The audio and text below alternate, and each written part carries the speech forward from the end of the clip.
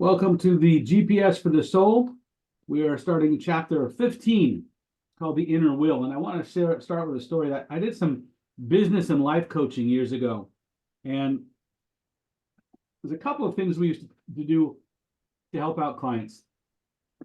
One was, for example, helping people figure out if you've got 5, 6, 7, 8, 10 things that you need to get done. Well, which are the one or two that will also shift the others? In other words, to be able to prioritize which one's most important, because if you get one or two things done that might help everything else get done, then focus on those first. Being able to prioritize. But oftentimes, what that meant doing was digging down into the root of each of the different pieces. What is that about? What is that needs to get done? And trying to by digging deeper, find out what the real source of the problem is.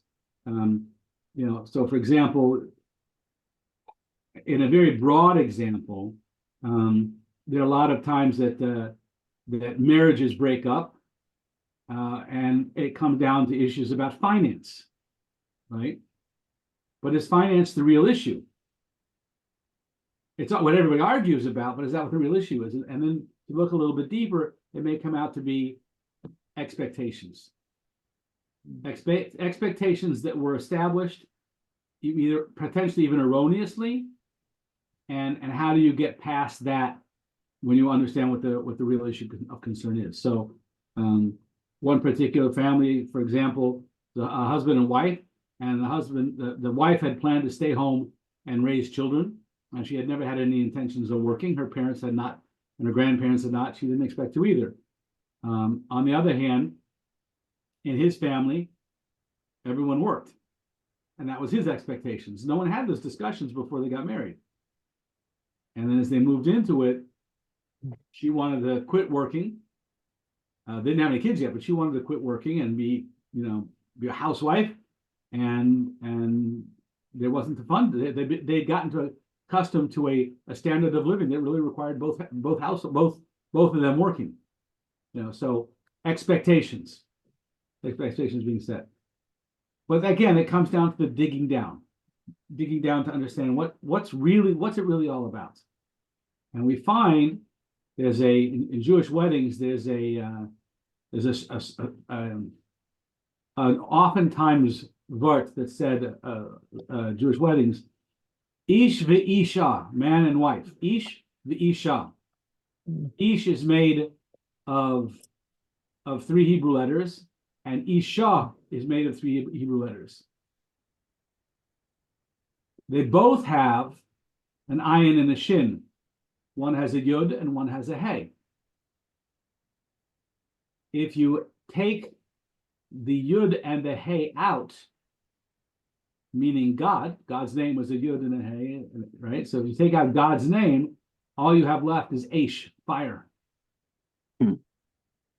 So if the expectations are set by God in the marriage, and God is a partner in the marriage, a full partner in the marriage, then you have Ish Isha, you have a man and wife.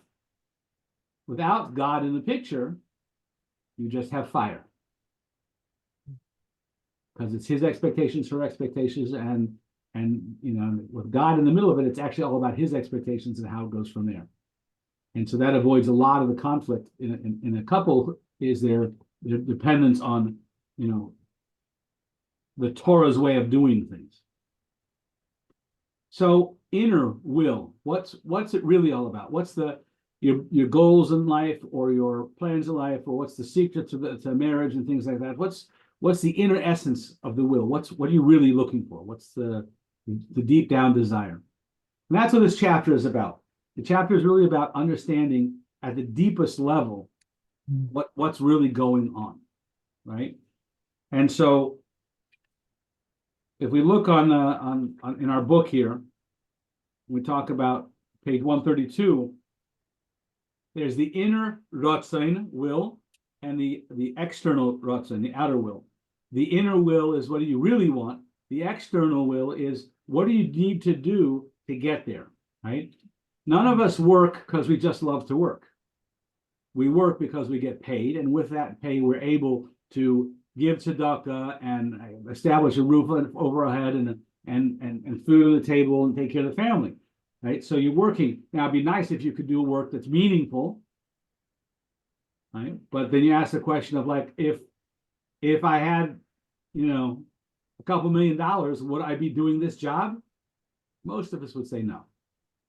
Most of us would walk away.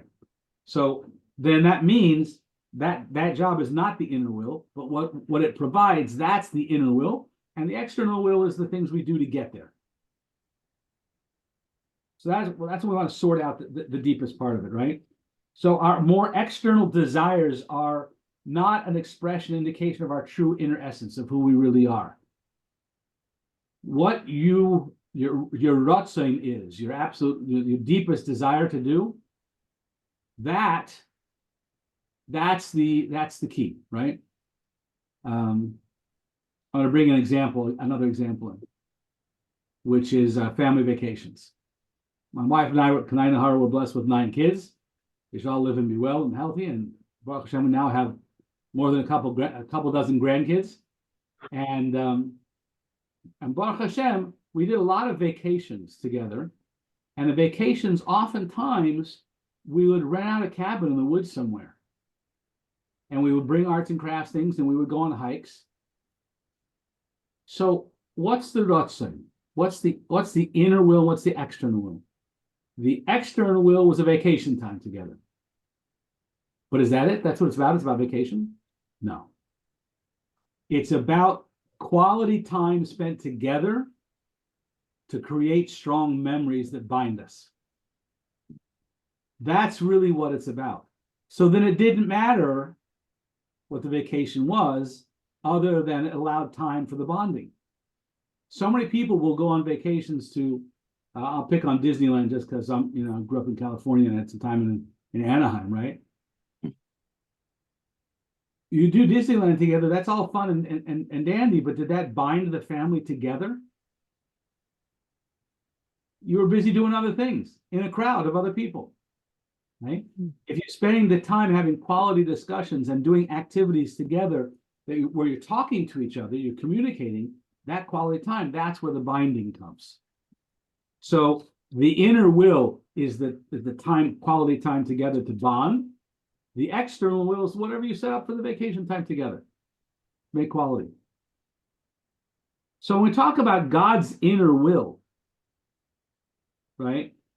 So when we spoke initially, we talked about how did God create heaven? How did God create the world? He spoke. The idea of speech is the idea of revealing what's inside and bringing that outside. And God created this external world. Now, is that this world, is that his internal ratzon or the external ratzon? He created the world in order to bind with the Jewish people in the Holy Land.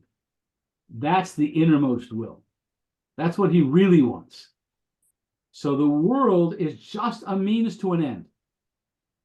The whole world and all the things we're going through and the whole galus and everything else, this is a means to an end. What's the deeper end? What's the deeper ratzon? That deeper ratzon is the relationship, the bonding with us. So how do you bond? Well, obviously there's a certain bonding that comes with mitzvos. The mitzvahs is, and that's as simple as if I ask you to do something and you do something for me, then there's already a bond between us, right? And the Talmud, the Tanya gives an example of you have a great sage, a very wise person, and he's busy with his deep studies in Torah, and there's an haaretz, an illiterate person. They're in different worlds. They have essentially nothing in common, right? But the moment that the scholar says, "Hey, could you bring me a cup of water?" all of a sudden, that layperson has a purpose in his world, and the tzaddik has a purpose in his world. now they have a connection, right? So when we talk about a mitzvah, mitzvah comes from the word tzavta, which means a bond, to create a relationship, right? So when God commands us to do something, and in our own free will, we choose to do it, that's where the bond comes in. The bonding, the connection comes because we chose to do God's will. He asked to do something. Now, what is his will? His external will is the mitzvah. The mitzvah, in a sense, also is external. What's the mitzvah for? The internal will, which is the connection with us. In the story, in the narrative here, he gives the example of the connection of a chariot with a rider. There's a rider is the one who commands the chariot. The chariot does what the rider commands, and they're an extension of each other, but they're separate, right? The deeper connection is body and soul, because when the soul wants something to happen, when the soul wants a hand to be raised, it happens. It automatically happens. It's not like one has to think or concentrate or process. In fact, if someone has to think or concentrate, process, that means there's an illness there. There's something wrong. There's something obstructing that relationship. So the truth is that body and soul are so united that as soon as a person wants the hand to go up, it automatically goes up. As soon as he wants to walk, he automatically starts to walk. So there's an immediate relationship because those two are so close together, body and soul.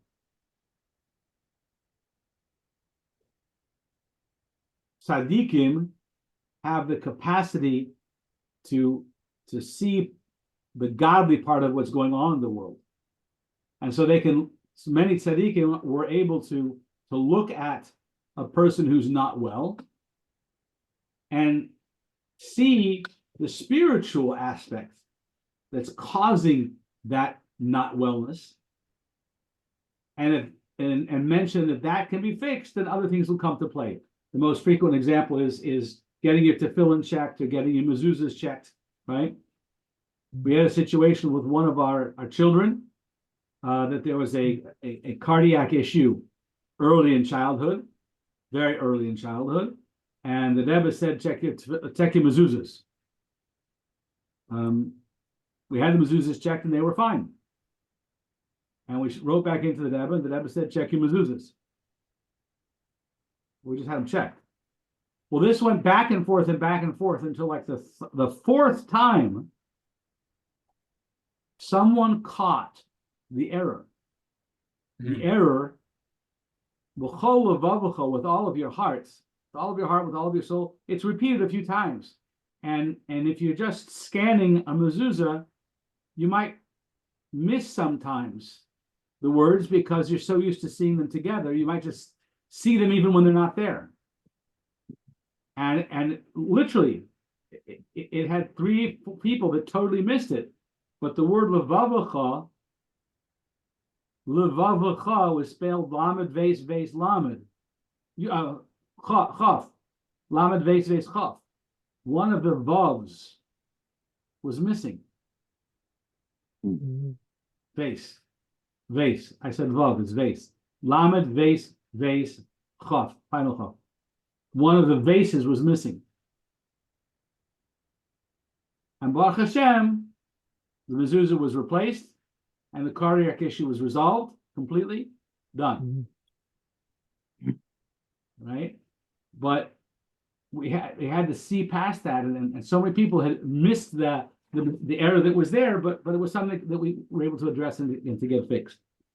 But again, through tefillah and through tzedakah and through Torah study and through other mitzvahs, we can fix the body through the soul because they're so intrinsically related. And the soul infuses the body. But let's look at that relationship between body and soul. So they move together, right? They're consistent. If we want to connect with HaKadosh Baruch Hu, connect with God, right? So we can do mitzvahs because that's our tzafta, that's our connection that God has set aside, right? That God has created. He commands and we do, now we're connected. But the deepest way of fulfilling Ratzon Elyon, the supernal will, the divine will, The mitzvahs are still involved with physical attributes. To put on tefillin, to light Shabbos candles, to eat kosher, to bind lulav and esrog together, to eat in a sukkah, to eat matzah Pesach, physical things. Learning Torah is internal because we imbibe the Torah studies, we learn the Torah studies, and as we learn the Torah studies, we bring all that in and we make that strong connection. We encompass God because God is in His Torah. Torah is the will of God. It's God's divine will. It's His innermost will. It's God's wisdom. God put Himself into the Torah. So when we study Torah, we are bringing godliness into ourselves, and our mind is able to grasp the Torah study that we're learning. So we are encompassing God while God encompasses us, and there is no greater unity. Like body and soul is a body and soul connected. Here you're having that God's connected to us, we're connected with God. We have taken God's wisdom into us, and God encompasses us. There's no more fundamental connection than that. There's no greater bonding than that. Now you might ask the question of, there's an infinite God, and the Torah is full of stories and mitzvahs. Well, how's that great eternal infinite God packed into this Torah? That's the amazing thing. That's the most amazing piece, is that God has mitzamtzum, has contracted His infinite wisdom into words on parchment, stories and mitzvahs. And He's compacted that infinite godliness and wisdom and godly will, his deepest rotzon, that desire, that connection with us. He packed all that into the words of the Torah. So when we're learning Torah, whether it's the revealed Torah, the Chumash itself, or whether it's the Gemara, or whether it's Chassidus, or whether it's the Tanya, or Tehillim, just saying words of Tehillim, even when you don't understand them. This is all part of God's infinite wisdom packed into the Torah. And when we engage with that, we encompass God's infinite will while we are being encompassed by God's will. It says that regarding hugging the king, doesn't matter how many robes he's in, you're still hugging the king, right?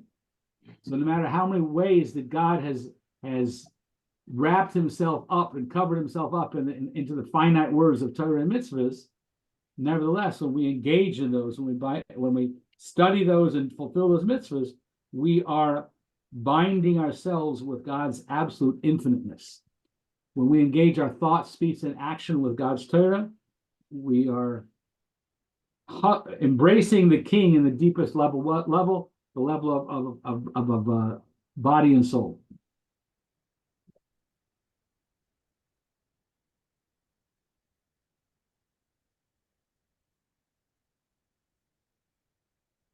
And we can ask the question,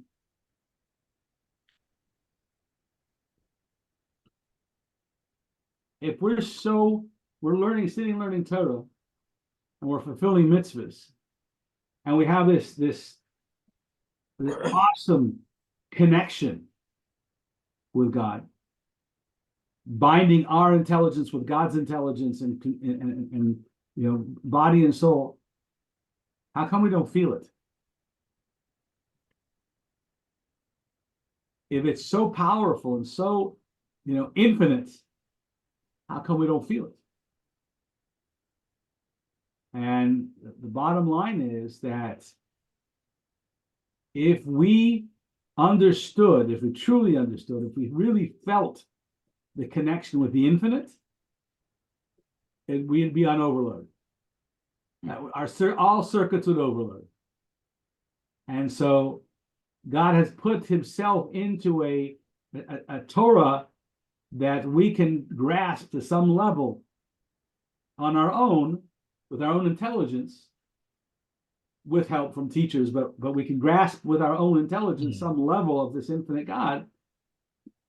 We don't get blown away because he's got so many breakers on it.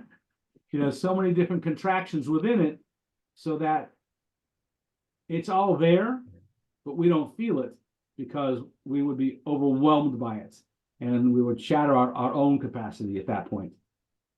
So we still have free will. We still have the opportunity to choose not to study in Torah, do mitzvahs. But the fact that we choose is to our credit.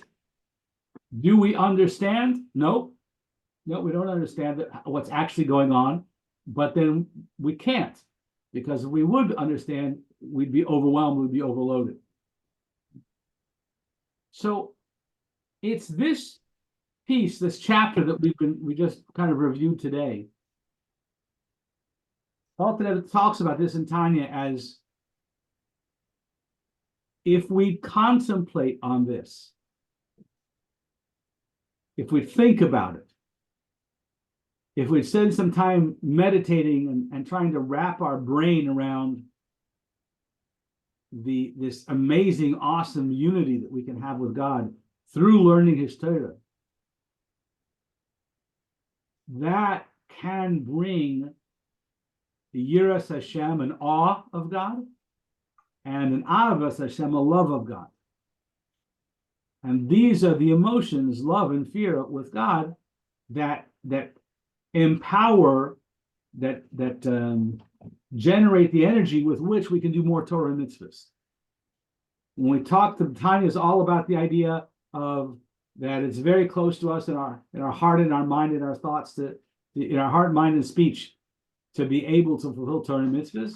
This is one of the ways to consider and contemplate what happens when we're doing Torah and mitzvahs, to get to think about that, to spend some time meditating on that. That will generate the love and fear, the connection to want to do more. To want to do more. Thoughts?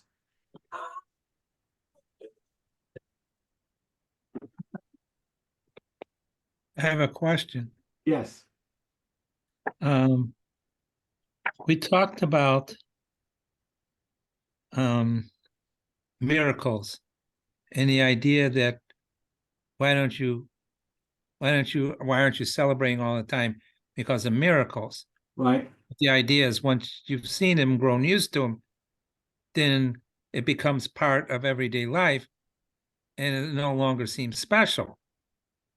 But what if our understanding of Torah at some capacity becomes part of our life and it doesn't become anything that special anymore, although it is?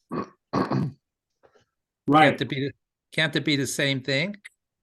So, and that's why we have to go deeper and deeper each time. We plateau at different levels. So we study and we learn.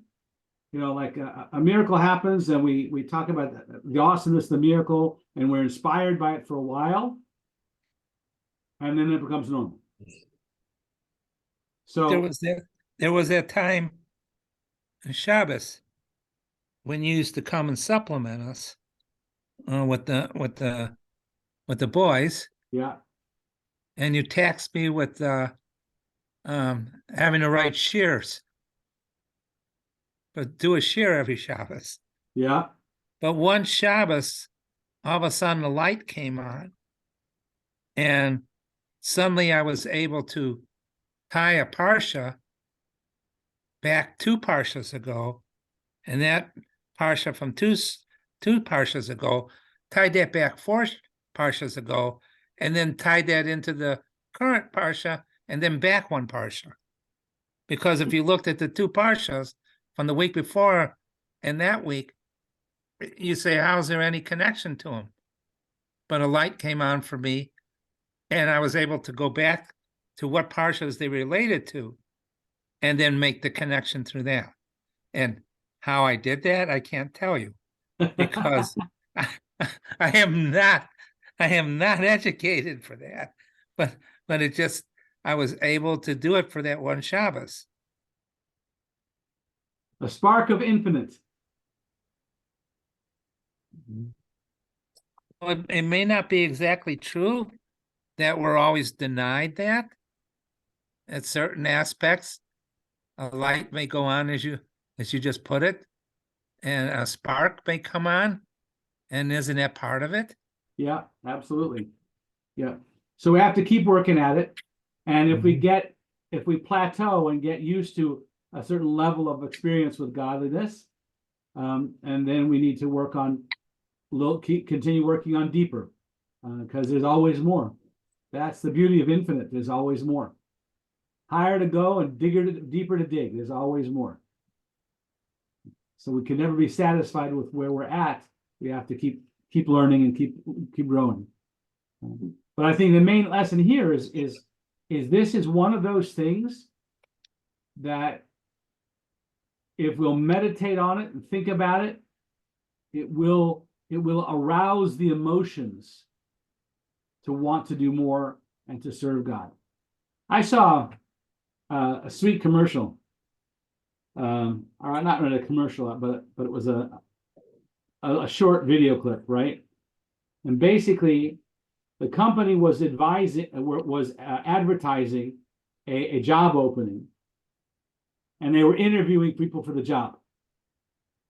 And as you listen to the interview of the job,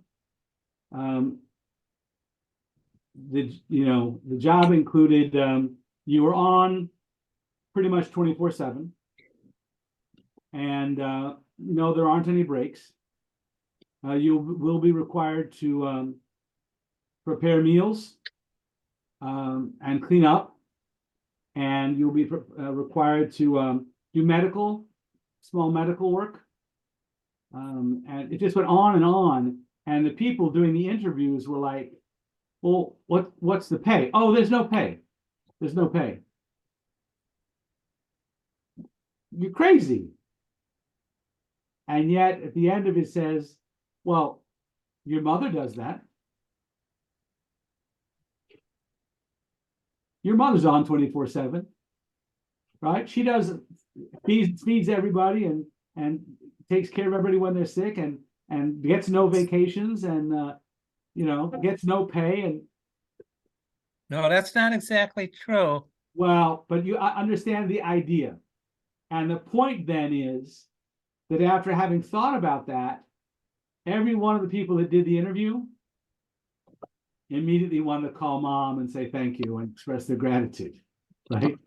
So the whole intention of the interview piece was, if you understood what is being done for you, the gratitude would be huge. The same thing is, the more we delve into our relationship with HaKadosh Baruch Hu and all that he does for us, and the capacity, the opportunity we have to study his Torah, to learn his wisdom, to learn him, to make him part of our own limited world, that itself creates the emotions that want us to do more and be more and learn more, and have a tremendous amount of gratitude. And that's what we want to be looking at, right? And that's the secret here, is the idea is that God has concealed himself so much so that we have the opportunity to grasp him even on our own level,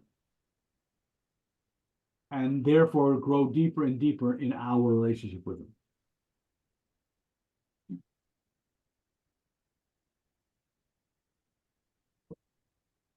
And yeah, anyone remember any particular experiences where they felt this?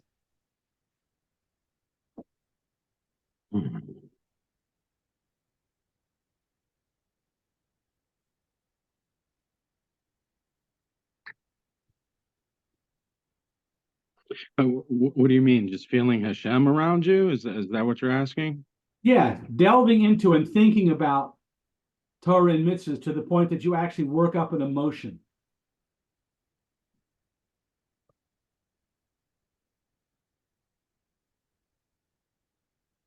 I reflect on my times in yeshiva when I was learning Torah, every day, all day, and being able to daven deeper and longer, and even sometimes get a chill up my spine, feeling the connection, literally feeling the connection.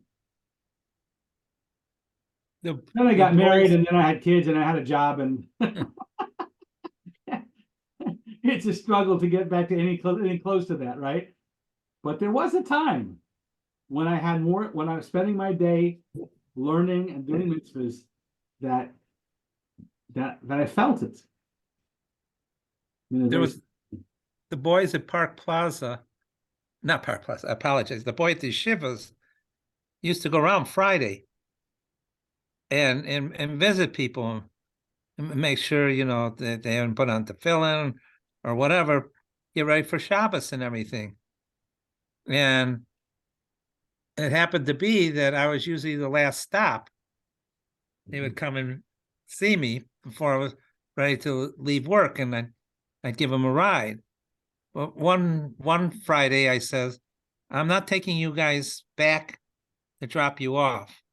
Instead, we're going to Park Plaza. And then you're going to be able to wish everyone there a good Shabbos and wish them goodwill and stuff like that. Suddenly the boys got it.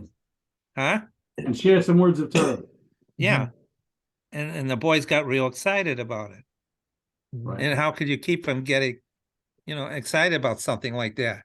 So I took them over, and some of the boys recognized some people that used to be part of our congregation and stuff like that. They were surprised to see us. I says, I brought you a guest. They want to wish you a good Shabbos. Very And nice. everyone, was lifted up by the moment and stuff like that. And then then the boys got back in, and I dropped them off. And they were more than content that they were able to take the extra step for a mitzvah. Right. Beautiful example. Yeah.